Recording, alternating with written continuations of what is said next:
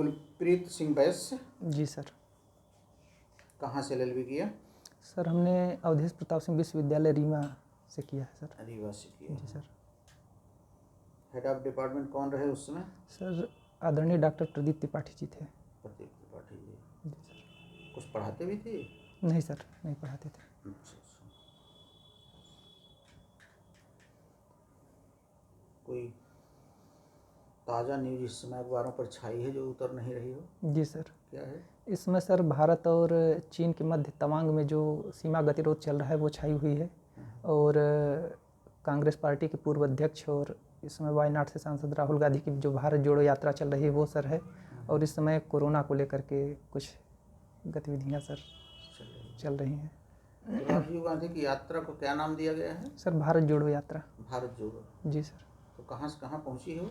Sir ये केरल से शुरू हुई थी और अभी कल दिल्ली प्रवेश की है सर। फिर अमेठी आएगी कि नहीं? नहीं सर, अभी नहीं आई। नहीं आएगी सर, आएगी भी नहीं। अमेठी नहीं आएगी? नहीं सर। अमेठी से ही ये थे पहले। जी सर। अमेठी, रायबरेली। जी सर। मतलब इतना भारत के एकदम बॉटम में पहुंच गए। जी सर। चलिए, भारतीय संविधान का पार्ट 9 क्या है? भाग 9। सर यह भाग आने से भारत काफी मजबूत हुआ था। किस क्षेत्र में? 9 और 9E। जी सर, ये सर व्यापार, वाणिज्य एवं समागम की स्वतंत्रता से। ये 9 कि 9A? 9 सर। 9। तो इसके आने से भारत कौन सा मजबूत हुआ? ये तो शुरू से था। जो बता रहे हो तो भारत शुरू से जी था। सर। हमने कहा इसके आने के बाद भारत में मजबूती काफ़ी आई थी। इसका मतलब नया आया कोई चीज़? सॉरी सर, रिकॉल नहीं कर पा रहा हूँ। चलिए कोई बात नहीं। प्रधान निर्वाचन होने की उम्र क्या है? सर 21 साल। 21 साल। और विधायक बनने की? 25 साल। 25 साल। ठीक है। रीवा का सांसद कौन है? सर रीवा के वर्तमान सांसद आदरणीय जनार्दन मिश्रा जी हैं। जनार्दन मिश्रा जी सांसद हैं। जी। ठीक। लॉ मिनिस्टर कौन है MP का? आदरणीय रामपाल सिंह जी हैं सर। Law minister. जी। जुडिशरी के जो पार्ट होते हैं उनमें जज, एक पार्ट जज होता है। जी सर।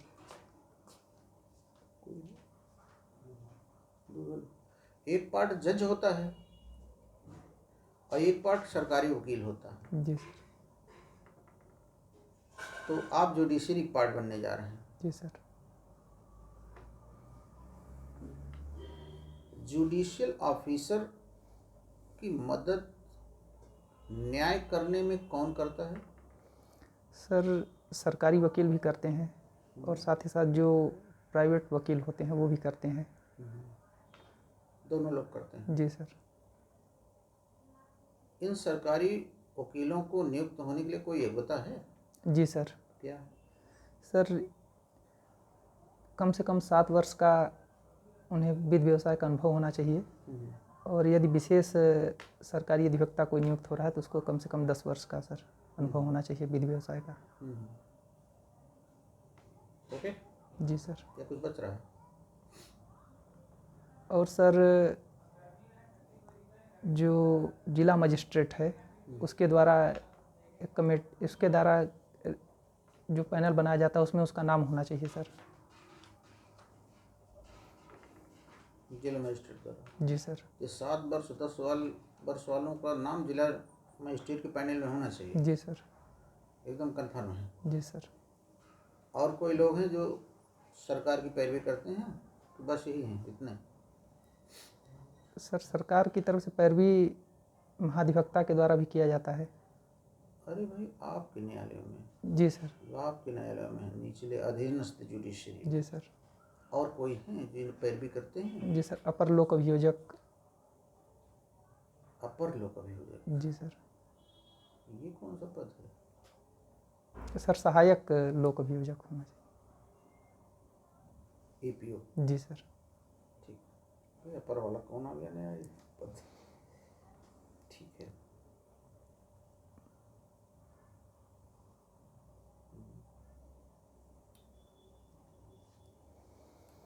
अगर कोई चेक बाउंस हो जाता है जी सर। तो उसका मुकदमा दायर करने की प्रक्रिया बताइए।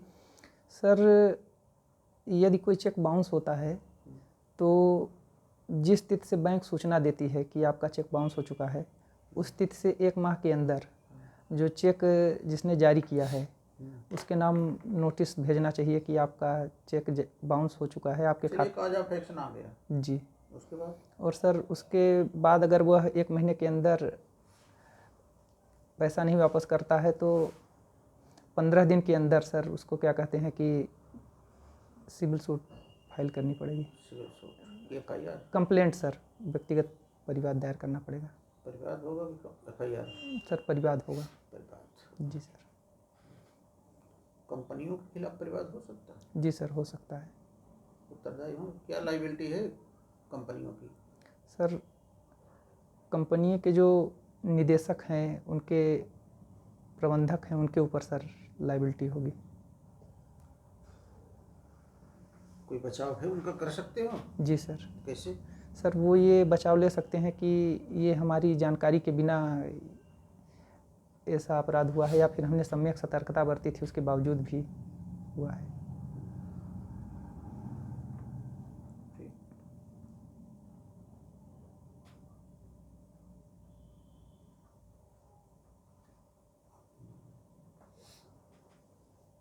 और सीमा काल कुछ पढ़े हो?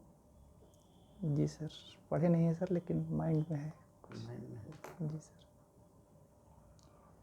चलिए, एडवर्स पोजीशन किसे कहते हैं? प्रतिकूल कब्जा। प्रतिकूल कब्जा सर यदि कोई व्यक्ति किसी अन्य व्यक्ति की संपत्ति पर विधि विरुद्ध तरीके से कब्जा बनाए रखता है तो उसे प्रतिकूल कब्जा कहा जाता है। तो वह कब्जाधारी के संपत्ति का स्वामी बन सकता है? जी सर। क्या तरीका है बनने का? सर यदि वह उस संपत्ति पर 12 वर्ष तक कब्जा बनाए रखता है और विपक्षी उसके जो संपत्ति का स्वामी उसके द्वारा आक्षेप नहीं किया जाता है, फिर कोई सूट नहीं फाइल किया जाता है, तो ऐसी स्थिति में सर उसको उस पर जो भूमि स्वामी है उसका वाद लाने का अधिकार समाप्त हो जाता है। ऐसी स्थिति में सर वो प्राप्त कर सकता है उस पर अपना कब्जा, और यदि निर्बाध रूप से अगर 20 वर्ष तक उसका कब्जा उस पर रहे तो सुखाधिकार के रूप में भी पा सकता है। एकमोडेशन में रेंट कंट्रोल ऑफिसर किसको बनाया जाता है? सर अपर कलेक्टर रैंक का अधिकारी जो होता है उसे बनाया जा सकता है। रेंट कंट्रोल एक्ट में क्या जेल तक की व्यवस्था है? जेल भेजा जा सकता है? जी सर। कब है व्यवस्था? सर धारा 43 में उन परिस्थितियों का उल्लेख किया गया है। अच्छा, कोई एक परिस्थिति याद है? जी सर। कौन सी? सर यदि कोई व्यक्ति भाड़ा नियंत्रक प्राधिकारी द्वारा दिए गए निर्देशों का उल्लंघन करता है, जैसे कि यदि भाड़ा नियंत्रक प्राधिकारी ने किसी व्यक्ति से कोई स्थान खाली करवा लिया है। अच्छा, आपका एक ज़मीन है। जी सर। और एक कंपनी वाले आगे कहते हैं ये ज़मीन दे दीजिए, जी हम इस पर दुकानें बनवाते हैं, फ्लैट बनवाते हैं। जी सर। व्यवसायिक। तो फिर आपने दे दिया और ये भी बात हुई कि आप इसको फिर किराए पे ले लीजिएगा। जी सर। इसलिए वो बनवा रहे हैं कि हम किराए पे इसको ले लेंगे। तो ऐसी दशा में एडवांस कितने माह का किराया आप ले सकते हो? सर ऐसी दशा में 5 वर्ष तक का लिया जा सकता है। ये है व्यवस्था। जी सर। किस एक्ट में है? सर MP अकोमोडेशन एक्ट में। सेक्शन पता है कुछ? जी सर, सेक्शन जहाँ तक मैं सर रिकॉल कर पा रहा हूँ क्या इसे पगड़ी कहेंगे? 6 है सर। इसको पगड़ी कहेंगे? नहीं कहा जाएगा सर। नहीं, क्योंकि पगड़ी ना दंडनीय है। जी सर।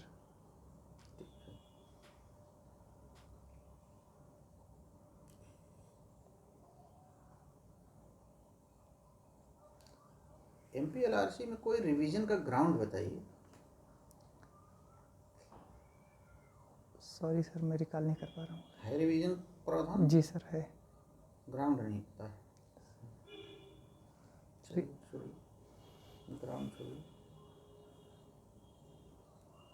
MPLRC में पार्टीशन सूट किस कोर्ट में लाया जाता है?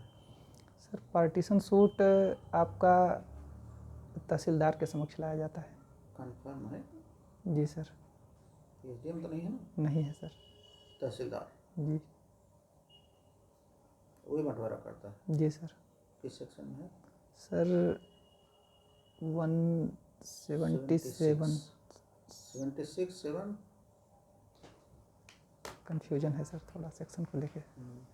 खातों का 177 या 178 है सर, कुछ इस तरीके से।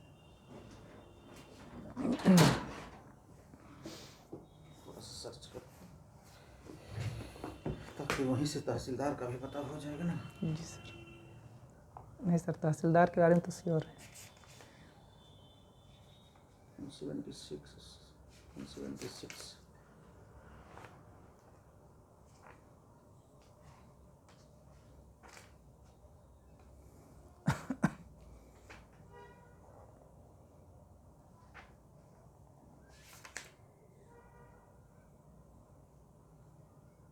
पार्टीशन ऑफ द लैंड 70 क्या कह रहा है? किसकी है? तहसीलदार। ठीक। और एक क्वेश्चन क्या पूछा गया था? सर ये सेक्शन कौन सा है? 78 है ना? 178। जी सर। चलो अच्छी तैयारी है तुम्हारी, एक कोई तुमको छोड़ेंगे नहीं।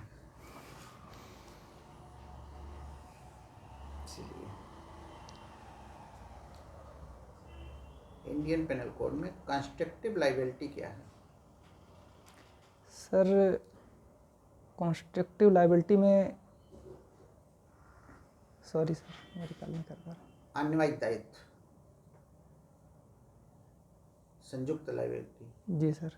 सर इसमें जब दो या दो से अधिक व्यक्ति कोई कार्य करने के लिए संयुक्त रूप से सहभागी होते हैं, तो ऐसी स्थिति में उनको संयुक्त रूप से दायी ठहराने के लिए लक्षित दायित्व का सिद्धांत विकसित किया गया है।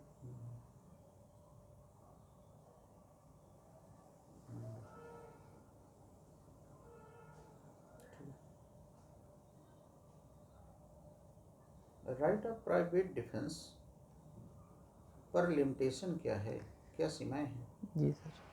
सर यदि कोई लोक प्राधिकारी विधिपूर्ण अपने दायित्वों का निर्वहन कर रहा है तो ऐसी स्थिति में प्राइवेट डिफेंस का अधिकार नहीं है। और यदि कोई व्यक्ति लोक सेवक के डायरेक्शन के अधीन कार्य कर रहा है तो ऐसी स्थिति में प्राइवेट डिफेंस का अधिकार नहीं है। इसके अलावा सर यदि लोक प्राधिकारियों की सहायता प्राप्त करने का समय है तो ऐसी स्थिति में प्राइवेट डिफेंस का अधिकार नहीं है। और यदि कोई व्यक्ति, प्राइवेट डिफेंस का अधिकार सिर्फ वहीं तक है सर जब तक कि आया हुआ खतरा टल न जाए। अगर उससे ज़्यादा अगर हम प्राइवेट डिफेंस का प्रयोग करते हैं तो सर ये अपराध में परिवर्तित हो जाता है। सर यही 4 सीमाएं हैं।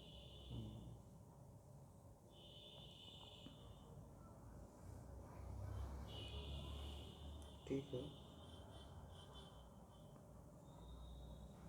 अबेटमेंट किसे कहते हैं? सर अबेटमेंट किसी व्यक्ति को कोई अपराध करने के लिए उकसाना अबेटमेंट कहा जाता है। अगर आप एक 5 साल के बच्चे को कोई अपराध के लिए उकसाते हैं तो अबेटमेंट है? जी सर है। और एक 21 वर्ष के बच्चे को तब भी है? वो भी है सर। क्या अंतर है दोनों में? सर अंतर ये है कि ऐसी परिस्थिति में वो 5 साल का बालक किसी भी अपराध का दायी नहीं होगा। हाँ। सिर्फ और सिर्फ जो दुष्प्रेरक है वही अपराध का दायी होगा। और दूसरी परिस्थिति में दोनों लोग। एक बुढ़िया डॉक्टर के पास जाती है। जी सर। बीना सुनना ध्यान से। ठीक है सर, सुन रहे। हाँ, एक बुढ़िया डॉक्टर के पास जाती है कि डॉक्टर साहब मुझे अपने दामाद को मारना है, जी सर। कोई दवा दे दीजिए। डॉक्टर साहब कहते हैं कि ठीक है, ये सल्फास दवा है, ले जाइए, इसे गेहूं चावल में भी रख सकती हो, दामाद के मुंह में भी रख सकती हो इसको। वो ले जाके दामाद को खिलाती है, दामाद मारे जाते हैं। जी सर। बुढ़िया किस अपराध के लिए उत्तरदायी है?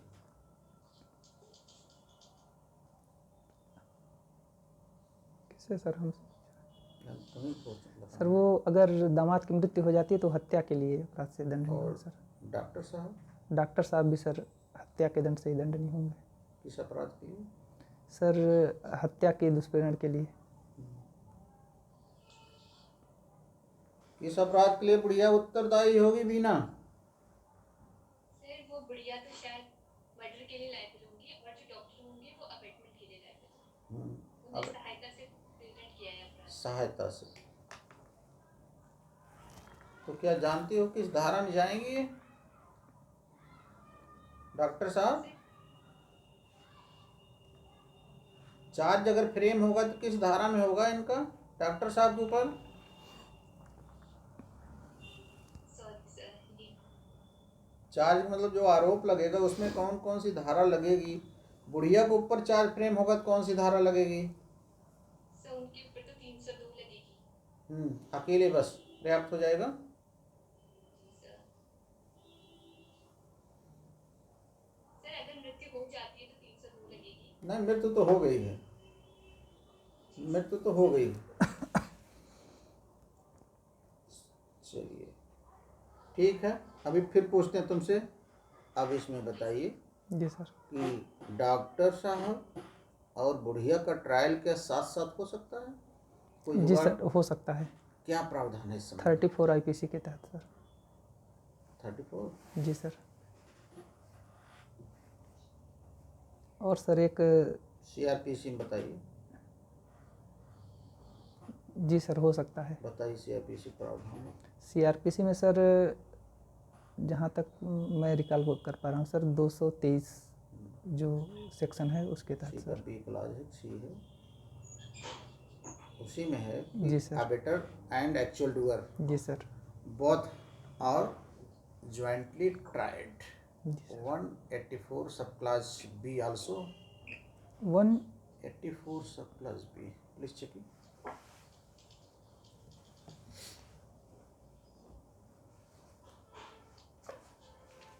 CRPC.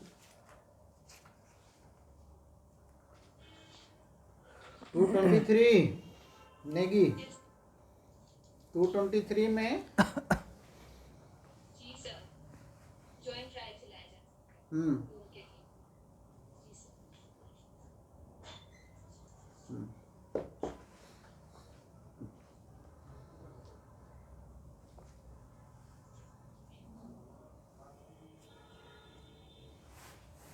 चलिए बढ़िया सवाल रहा, काफ़ी अच्छा जवाब दिया आपने। CRPC आते हैं इंडियन एविडेंस एक्ट पे। Are you know rule of best evidence, अर्थात सर्वोत्तम साक्ष्य का नियम क्या है? सर सर्वोत्तम साक्ष्य का नियम यह कहता है कि न्यायालय के समक्ष जो विवादक तथ्य है उसको साबित करने के लिए जो सबसे बढ़िया साक्ष्य होगा वही प्रस्तुत किया जाएगा। यही सर सर्वोत्तम साक्ष्य का नियम है। तो सबसे अच्छी तो FIR है। नहीं सर। पहले वही लिखी गई। नहीं सर FIR नहीं है। तब कौन सा है? सर्वोत्तम साक्ष्य सर सबसे अच्छा है कि यदि किसी भी बिंदु पर कोई दस्तावेजी साक्ष्य है तो वो सर्वोत्तम साक्ष्य कहा जाएगा सर। और इसके अलावा यदि कोई प्रत्यक्ष साक्ष्य है तो उसे सर्वोत्तम साक्ष्य कहा जाएगा।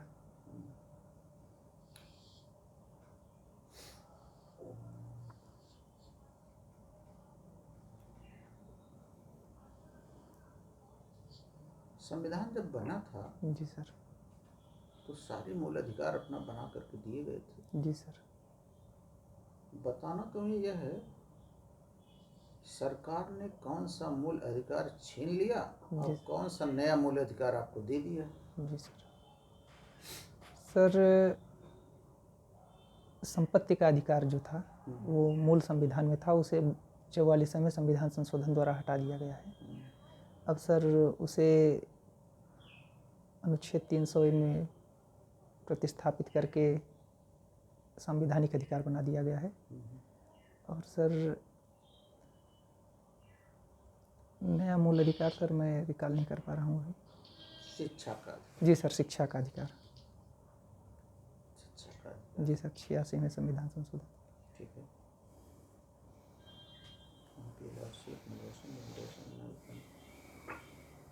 कोई एक बचा ऐसा है। टीपी भी होगा। हाँ टीपी भी कॉन्ट्रैक्ट भी है सर अभी। SRA। एक महिला की जी सर। शादी होती है, शादी होने के बाद महिला अपने ससुराल में रहती है जी सर। और जब विदाई का वक्त आता है वो कहती हम नहीं जाएंगे, तो उस समय सब लोग मना करो कि भाई ठीक बाद में चली जाना। जी सर। बाद में महिला कहती है कि हम बाद में हस्बैंड सेक्शन 9 का मुकदमा लाता है। महिला कोर्ट में कहती है जज साहब हमें जाने में कोई आपत्ति नहीं है, जी सर। लेकिन हिंदू विधि की वह धारा हमें बता दी जिस धारा में यह लिखा हो कि हम इनके घर जाएंगे वही हमें दिखा दी, हम जाने तैयार हैं। जी सर। जज साहब बड़े पूरे फंसे।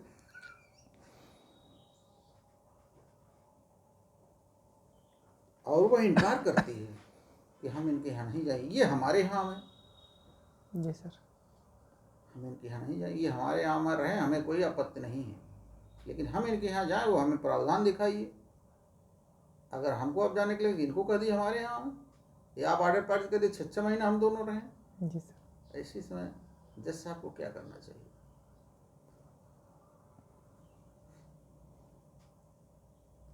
ऐसे समय ऐसी समस्या से निपटने के लिए अगर आप मजिस्ट्रेट हैं क्या करेंगे? सर उसको हम डायरेक्ट करेंगे कि आप जाइए साइड। अरे जो बात पूछ रहे हो उसको भी बताइए, वो पूछ रही कहाँ लिखा है, तो उस पर भी कुछ बताओगे तभी तो। जी सर। क्यों जाए, उसको बताओगे कुछ ना। Sorry sir. चलिए ठीक है। बिना प्रतिफल के करार शून्य है। जी सर। लेकिन कौन कौन से आधार हैं जबकि मान्य है? सर यदि कोई करार नेचुरल लव एंड अफेक्शन की वजह से किया गया है। चलिए दूसरा। दूसरा है सर कि यदि कोई कालावरोधित ऋण है और भुगतान का वचन दिया गया। जी सर। अगला। और सर एक भूतपूर्व सेवा है सर, यदि किसी व्यक्ति ने किसी की 3 हो गया। जी सर। चौथा। चौथा सर सॉरी सर रिकॉल नहीं कर पा रहे हैं। चलिए ठीक है। टीपीए में बताइए। जी सर। लेस पेंडेंस यानी जी सर। विचाराधीन बात का सिद्धांत।